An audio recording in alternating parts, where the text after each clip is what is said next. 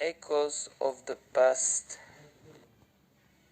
Once upon a time, in a quaint university town nestled among rolling hills and ancient forests, there lived a young woman named Rebecca.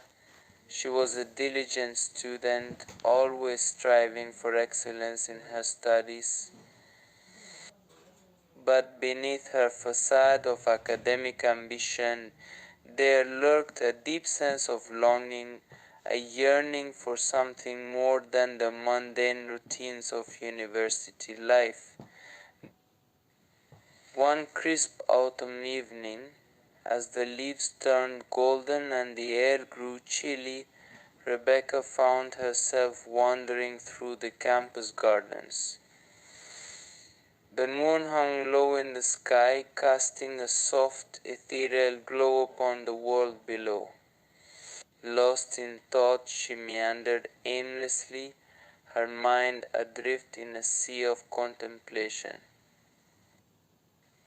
As she strolled beneath the towering oak trees, Rebecca couldn't shake off the feeling of nostalgia that washed over her. It was as if the very air around her was imbued with memories of days gone by, of moments long forgotten. She paused, closing her eyes and inhaling deeply, trying to capture the essence of those fleeting recollections. Suddenly a voice broke through the silence, echoing across the deserted pathways. "Rebecca," it whispered, barely audible above the gentle rustle of the leaves. Rebecca's heart skipped a beat as she spun around, searching for the source of the mysterious sound. There, standing in the shadows, was a figure cloaked in darkness. Rebecca's breath caught in her throat as she stared, her mind racing with fear and uncertainty. Who could it be? And what did they want from her on this lonely night? With trembling hands, Rebecca stepped forward, her voice barely a whisper. "Who are you?" she asked, her words barely audible in the stillness of the night. The figure stepped forward, revealing itself to be a young man with piercing blue eyes and a disarming smile. "I am Daniel," he said, his voice soft yet full of depth. "I come from a time long past, a time long past, a time when these gardens were alive with laughter and joy." Rebecca's eyes widened in astonishment. A time traveler?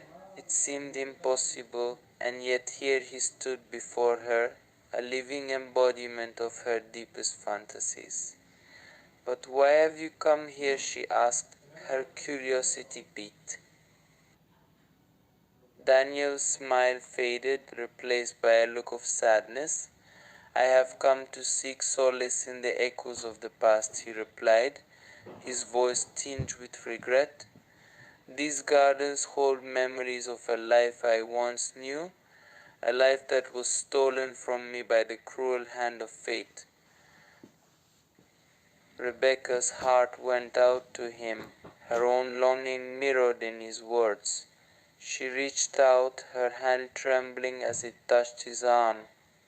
"Tell me your story," she whispered, her voice barely a breath. And so, as they walked through the moonlit gardens, Daniel began to recount his tale.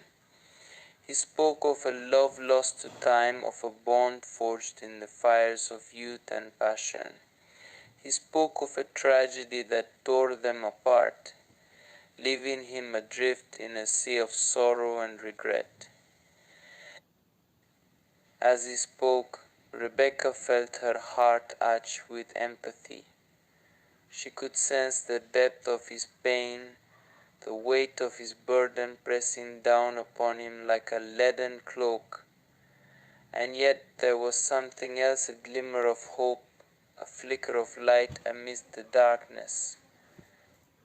Driven by a newfound sense of purpose, Rebecca vowed to help Daniel find closure, to uncover the truth behind the mysteries of his past. Together, they delved into the archives of the university library, scouring ancient texts and forgotten manuscripts for clues to Daniel's origins. But days turned into weeks, and still they searched, their determination unyielding in the face of adversity. And then, one fateful afternoon, they stumbled upon a discovery that would change everything. Hidden away in the depths of the archives, they found a love letter, penned by Daniel himself centuries ago. In it, he poured out his heart to his beloved, professing his undying devotion and vowing to reunite with her in another life. As Rebecca read the words, her eyes filled with tears. It was a testament to the enduring power of love, a reminder that even in the darkest of times, hope could still shine through. Armed with this newfound knowledge, Rebecca and Daniel set out to unravel the mysteries of the past. They retraced Daniel's footsteps, following the trail of clues that led them ever closer to the truth.